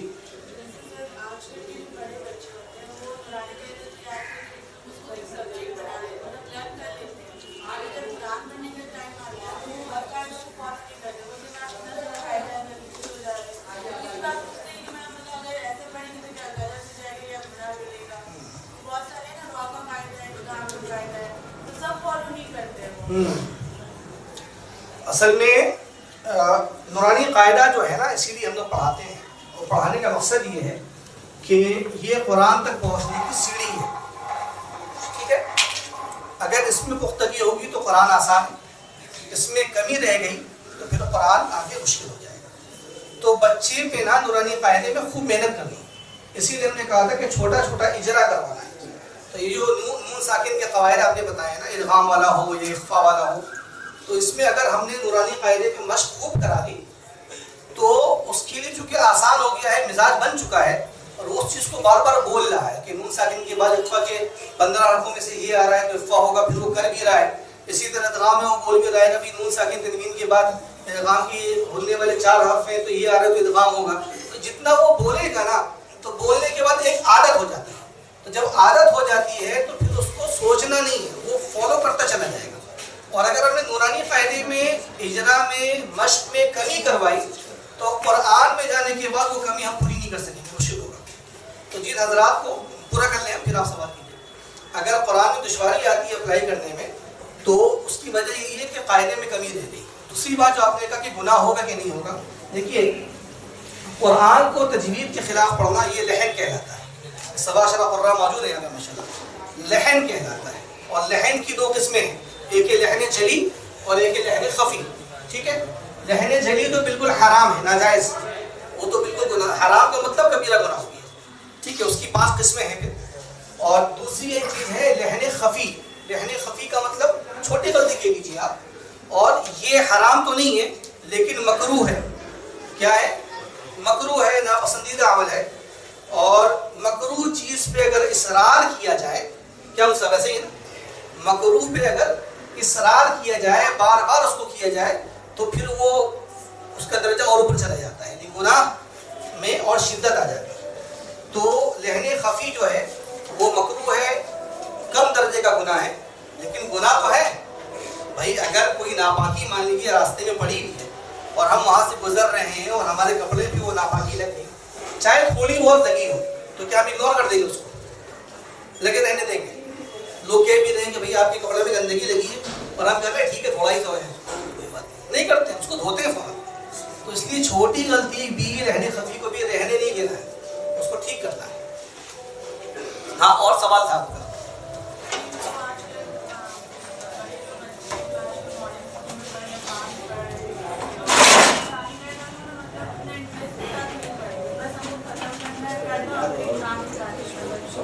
ऐसा होता है असल में, क्या है ना, इसमें पेरेंट्स टीचर मीटिंग जो होती है ना, उसमें वालिदैन को नूरानी कायदा की अज़मत समझाइए, क्योंकि घर वाले पीछे नहीं समझ रहे होते हैं कि ये क्या चीज़ है और कितनी अहम और ज़रूरी चीज़ है। तो इसलिए वो जो है बच्चों को भी पुश करते रहते हैं कि तुम पीछे पड़े हुए हो, तुम आगे जाओ, आगे पढ़ो, कब तक नूरानी कायदा पढ़ोगे, तुम्हें तो कुरान पढ़ना है। तो ये होता है, हमारे यहाँ भी ऐसे ही हुआ था। एक बच्चा था और वो पढ़ाई में वाकई कमज़ोर था, तो उसको वक्त लग रहा था। तो उसके वालिदैन जो है वो एक दिन आए और आकर के कहा कि भाई 1.5 साल से तो नूरानी कायदे ही पढ़ रहा है, और आपके यहाँ जो है पढ़ाई बड़ाई कम होती है, छुट्टी ज़्यादा होती है, ठीक है। तो जो है वो हमने कहा ठीक हो, कोई मसला नहीं है, आप अपनी खुशी से आए थे, हमने आपको इन्वाइट किया नहीं था, आप जहाँ बेहतर लगे पढ़ाई, कोई मसला नहीं है। हम तो चाहते हैं बच्चे का मुस्तकबिल रोशन, जहाँ से भी फ़ायदा हो जाए। तो उन्होंने वहाँ से निकाल के कहीं और दाखिल करा दिया।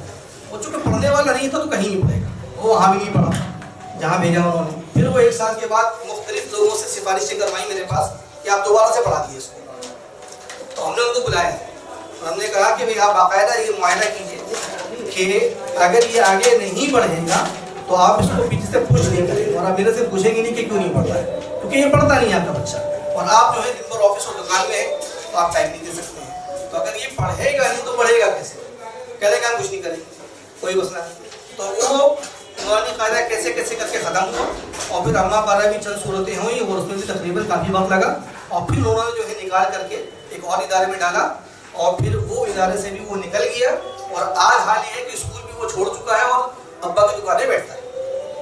तो ना पढ़ने वाला कहीं नहीं पढ़ेगा, सारा मसला अज़मत का है।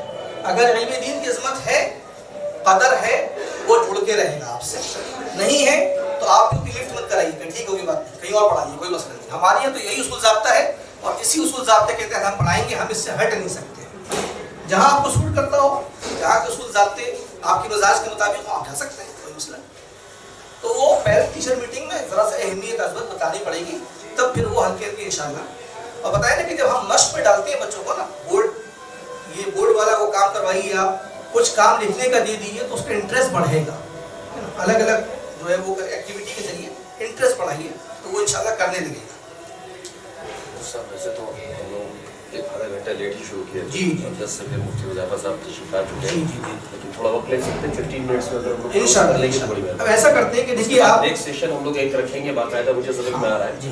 कि ये 1 घंटे का काम नहीं है, 1 घंटा कम से कम बैठना है और समझना है। तो इंशाल्लाह इस वक्त हम लोग जी, बता जी। तो नेक्स्ट सेशन हाँ करेंगे, और रखेंगे। अभी ऐसा कर लेते हैं 15 मिनट्स में, चूँकि माशाल्लाह आप हज़रात नूरानी कायदा कई मरतबा पढ़ा चुके हैं, है ना, मुख्तलिफ कई। तो आप हज़रात को अगर कोई दुश्वारी आ रही है, किसी बच्चे की तरफ से कोई इस तरह की बात है, कोई सवाल हो, तो 1 से लेकर 27 तख्ती तक कोई सवाल हो आप कीजिए, सवाल के रास्ते से इंशाल्लाह बहुत सारी चीज़ें हल कर लेंगे। मेरा सवाल ये है कि वो चारों जो नून साकिन और तनवीन के जो कवायद हैं जी, उसमें से किसी एक तख्ती को पढ़ाने की तरतीब समझा दें, तो वो चारों कवर हो जाएंगे तकरीबन, चूँकि नून साकिन तनवीन के 4 कायदे हैं ना, जी। तो इन चारों तख्ती को एक साथ भी पढ़ाया जा सकता है, इन चारों तख्ती को एक साथ भी पढ़ाया जा सकता है। जी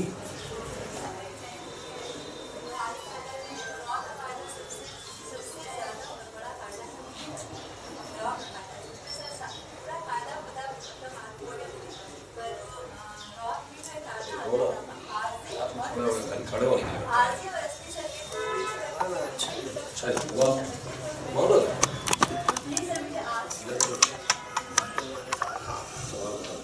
असल में आरजी और असली असली जो ऑलरेडी दिया हुआ वो असली आरजी उठाना पड़ता है, पर वो आरजी का असल में ये ज़ेर आरजी और असली जो है ना, इसका ताल्लुक नूरानी कायदे या यूं कहीं तजवीज़ से ज़्यादा जो है ना वो अरबी ज़बान से है। अरबी ज़बान से इसका ज़्यादा ताल्लुक है, और जाहिर से बच्चा वो जो आ रहा है वो अरबी ज़बान सीखने नहीं आ रहा है, वो कायदा सीखने आ रहा है। तो इसलिए जो है आसानी के लिए आप ऐसा कर सकते हैं कि ये वाला पेपर आ रहा है कैमरे पे, आ रहा है, रिकॉर्ड हो रहा है। ये वाला पेपर हम आप लोग को दे देंगे इंशाल्लाह। इसमें कुरान के अंदर कहाँ कहाँ ज़ेर आर्जी है, ये अगर आप बच्चों को मश्क करा देंगे तो वो फिर कुरान ठीक पड़ेगा इंशाल्लाह। ठीक है, असली आर्जी बहुत ज़्यादा हम नहीं समझा सकते बच्चों को, क्योंकि उसकी कैपेसिटी नहीं, उसका मेंटल लेवल इतना अभी हाई नहीं हुआ है, और वो यानी अरबी ज़बान सीखने नहीं आ रहा है, तो उसको बहुत ज़्यादा हम जो है इस्तिलाही चीज़ें नहीं समझा पाएंगे, वो समझ नहीं पाएगा। हम बता भी देंगे, आप बता भी देंगे, तो उस चीज़ को नहीं समझ पाएगा। तो इसलिए ये ज़रा सा उसको रट्टू तोता थोड़ा सा बनाना होगा। यहाँ पे ये पूरा जो है ना नक्शा है, इसमें कुरान के अंदर जहाँ जहाँ से आर्जी है वो यहाँ पे है। इसको आप लोग ले लीजिएगा और इसकी मिसालों की बोर्ड पे क्लास के अंदर मश्क कराइएगा, तो बच्चा इंशाल्लाह उन चीज़ों को ले लेगा। ठीक है, वहाँ आप ये जो है प्रिंट करवा करके दे सकते हैं। हाँ, तो नून साकिन तनवीन के 4 कायदे हैं। कायदे जितने भी हैं नूरानी कायदे के अंदर, मीम साकिन के हों, नून साकिन के हों, कलकले वाले हों, जो है रा के हों, उनको बोर्ड में समझाने का खूब एहतमाम करना है। आप हजरत करते भी होंगे, तो बोर्ड पे समझाइए। नून साकिन और तनवीन की 4 तख्तियाँ इस वाले नूरानी कायदे के अंदर अलग अलग हैं। तख्ती नंबर 9, 10 और तख्ती नंबर 23, 24, बीच में बड़ा गैप है। चारों को एक साथ ही पढ़ाया जा सकता है। कोई इसमें ये कहिए कि हम दायरा इस्लाम से बाहर नहीं, अंदर ही नहीं, कोई मसला नहीं। ठीक है, हाँ, तो वो चारों एक साथ पढ़ाइए।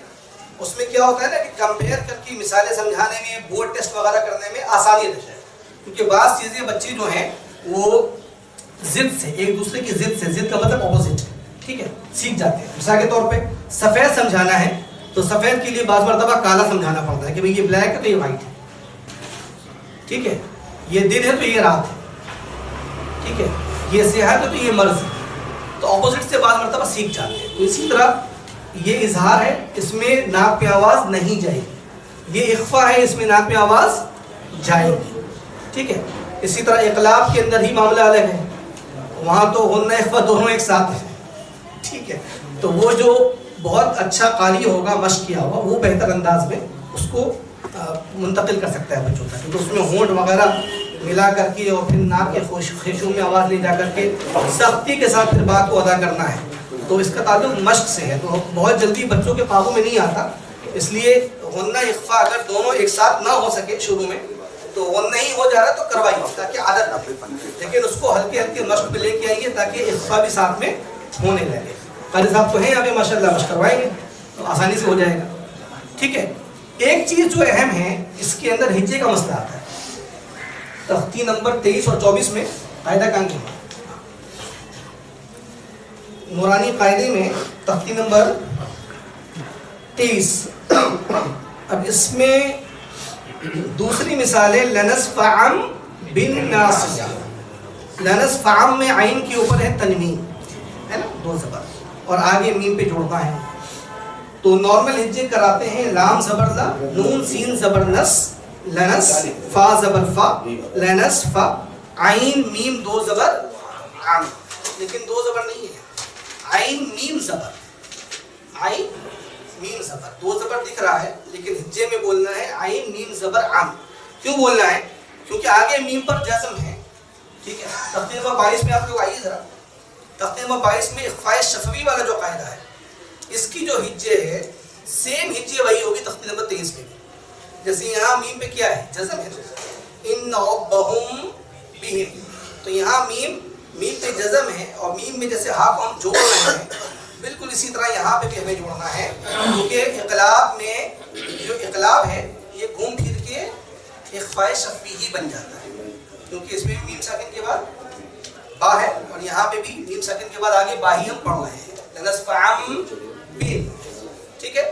تو ہجے اس کی ایسی کرنا ہے. تنوین گرچہ ہمیں نظر آ رہی ہے لیکن تنوین ہجے میں نہیں بولنا ہے. ہجے میں کیا بولنا ہے؟ میم میم سے میم یا عین میم زبر عام. اس کا اہتمام کریں گے, بچوں کو بھی سکھائیں گے. اسی طرح جو ہے تختی نمبر 23 کے اندر 24 کے اندر یہ جو ادغام میم اور ادغام نون ہے, ادغام میم اور ادغام نون, اس کے اندر بھی جب ہجے کریں گے تو یہی ہے لام میم پیش, دو پیش, لام میم رسول من اللہ مثال کے طور پہ, تو لام میم پیش نون ایک پیش دو نے. اسی طرح نیچے والی بھی مثال ہے نورن نہدی, تو اس میں را میں دو زبر ہے لیکن ہجے میں دو زبر کی ہمیں ہجے نہیں کرانی ہے. را کو جب نون میں جوڑیں گے تو را نون زبر رون, نورن نہدی. تو یہ ہجے کے تعلق سے باریک باتیں تھیں, لیکن یہ بتا رہے ہیں کہ اجتہادی چیزیں ہیں, اس میں اختلاف ہو سکتا ہے, اختلاف کی گنجائش رکھنی چاہیے. یہ والا ٹھیک ہے. نون واو پیش, نو اور را نون زبر, دو زبر نہیں بولے, را نون زبر, ان دونوں ہیں. اسی طرح منقول ہے اسی طرح منقول ہے, ٹھیک ہے. تو یہ بتائیے وجہ یہ یعنی اس میں اختلاف کی گنجائش کر سکتے ہیں, اجتہادی چیز ہے, کسی کا اجتہاد دوسرا ہو سکتا ہے. اوپر میں ایسا نہیں ہے, یہاں دو میں ہے.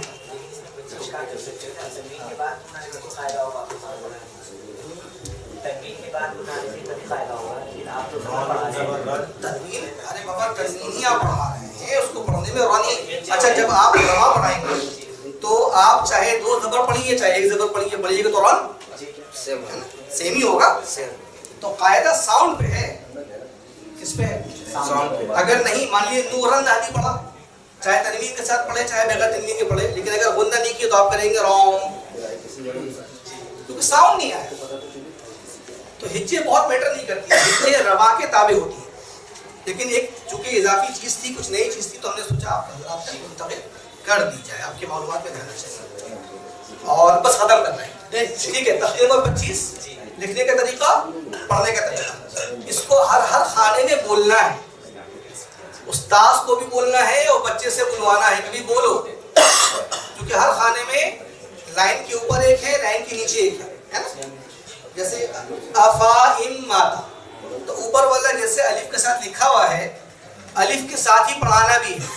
افائم یعنی غلط پڑھانا ہے اس کو, اور اس کے بعد لائن کے نیچے جو لکھا ہوا ہے افائم ماتا, تو جیسے لکھا ہے ویسا پڑھانا ہے.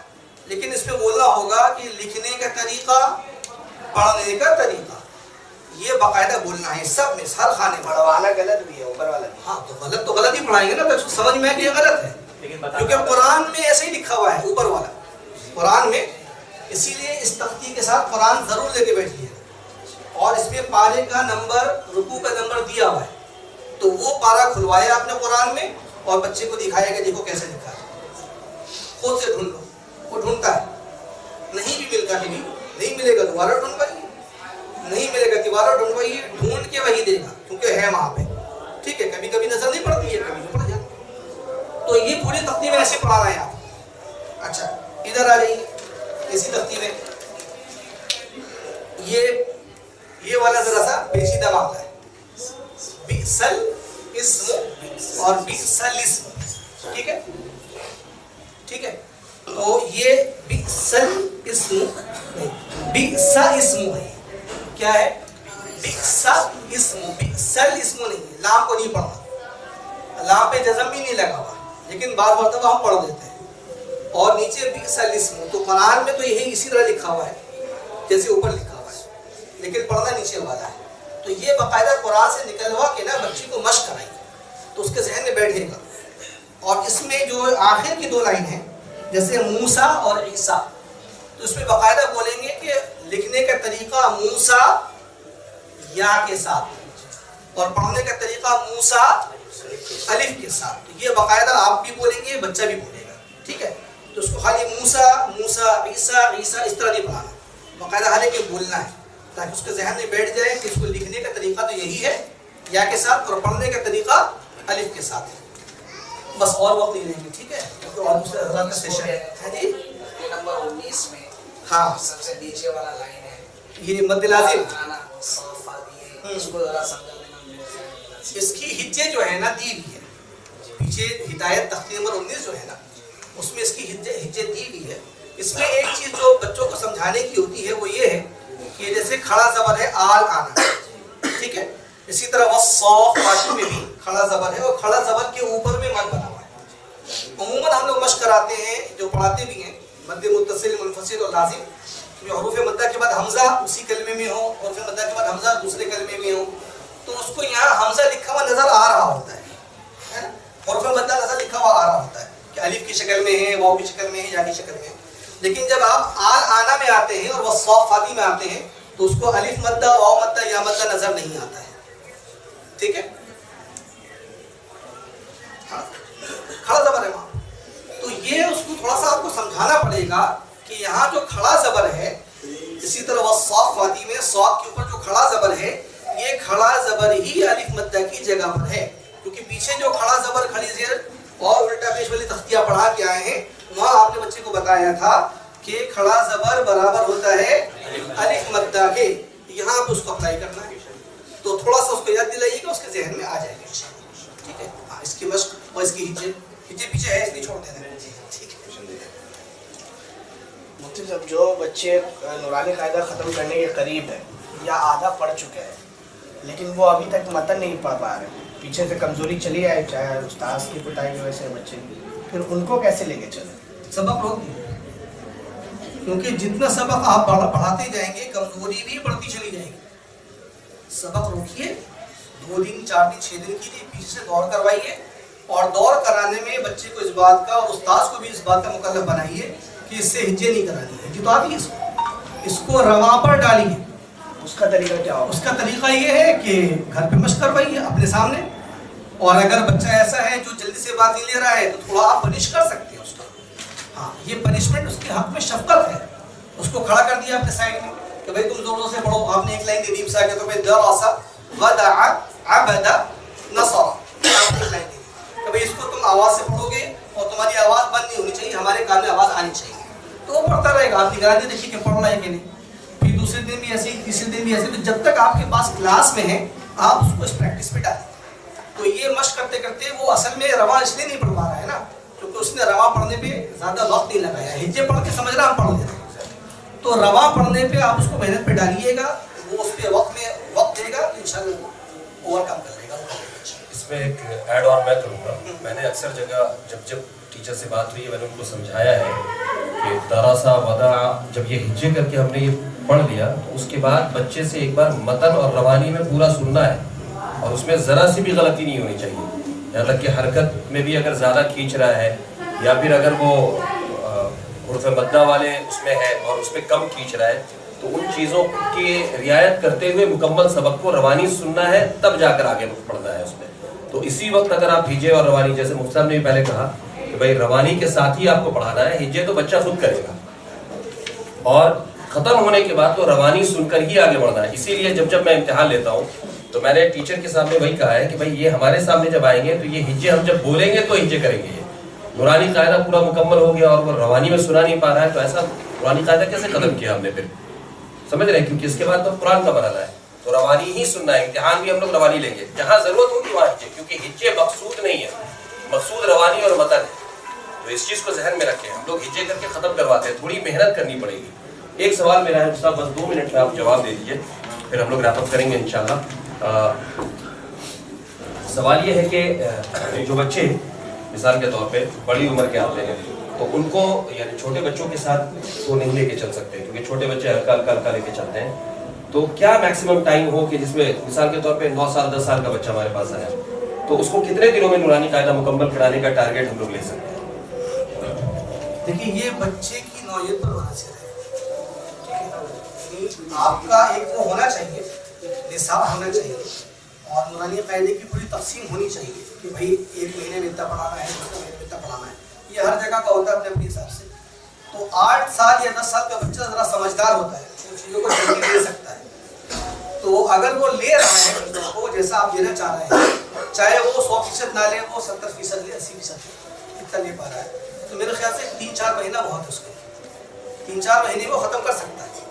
اس کے سبق کی مقدار بڑھا دی, شروع میں نہ بڑھائیے, 4-5 تک तख्ती का बल बढ़ा दी, क्योंकि शुरू में जो असल में जो पहली तख्ती है ना ये बिल्कुल रीढ़ की हड्डी है। जो भी इसमें आप तोड़ फोड़ ये पहली में आपको करना है। जबान यही बनेगी और जबान यही बिगड़ेगी, तो जबान को तोड़ना है, बनाना है। तो वो 8 साल या 10 साल का जो बच्चा है 4 महीने के अंदर 5 महीने के अंदर इंशाल्लाह आराम से कर सकता है। और अगर बालिगात सेक्शन में बड़े बच्चे बिल्कुल आए, 20 साल वाले आ रहे हैं, 20 साल वाली आ रही है, उनके लिए जो कॉलेज वगैरह से पढ़ कर आ रहे हैं, उनका मामला ना बहुत वर्स टू वर्स है। इसलिए क्योंकि उसकी मिसाल आप ये समझ लीजिए कि जो हमारी दीवारें हैं ना, इस पे पेंट हो रहा है। अब इन दीवारों पे अगर हमें नया पेंट करना है तो इसी पर हम पेंट नहीं करेंगे। क्या करते हैं सर? खुरचते हैं। खुरचने में वक्त लगता है, खुरचा जाएगा, उसके बाद जो है अगर कोई और डैमेज है तो फिर पुट्टी उट्टी दे के क्लीन किया जाएगा, फिर घिसाई और होगी, ठीक है। करने वरने के बाद अब मरहला आता है कि अब इस पे पेंट किया जा सकता है। फिर एक पहले प्राइमर, उसके बाद 1 कोट, 2 कोट, 3 कोट जैसी जरूरत हो। तो बड़ों का यही मामला होता है कि चूंकि वो बचपन से पढ़ के एक आए हुए हैं, वो चीज़ जबान से निकलती नहीं है जल्दी, तो उसको खुरचने में कई महीने बाद मरतबा चले जाते हैं, खुरचते। जैसे वो एक मैम ने सवाल किया था ना कि वो हमजा को हमजा नहीं बोल रहा, अलिफ ही बोलता है, तो वो पुरानी चीज़ चली आ रही है कि वो अलिफ को अभी हमजा को अलिफ बोलने में ही दिक्कत हो रही है। तो वो खुरचना है, और खुरचने के बाद फिर जो है उसकी सारी मेहनत है, तो इसमें वक्त तो लग जाता है, वक्त लगेगा इसमें। और जिसमें जितना वक्त ले रहा है वो फर्द के एतबार से, नौइयत के एतबार से मुख्तलिफ हो सकता है। देने दीजिए, कोई मसला नहीं, क्योंकि जो आ रहा है बालिगान में थोड़ा सा टाइम लेके आए, उसको पहले बता दिए कि भाई आपको वक्त लगेगा जी। और कोई ऐसी होती है कि पहले से मिजाज बना हुआ है, पहले से कोई प्रैक्टिस कर रखी है, कुछ ऑनलाइन क्लासेस कर रखी है, तो वो जानते हैं तो जल्दी भी कर लेंगे। बहुत बहुत शुक्रिया, जज़ाकुमुल्लाह।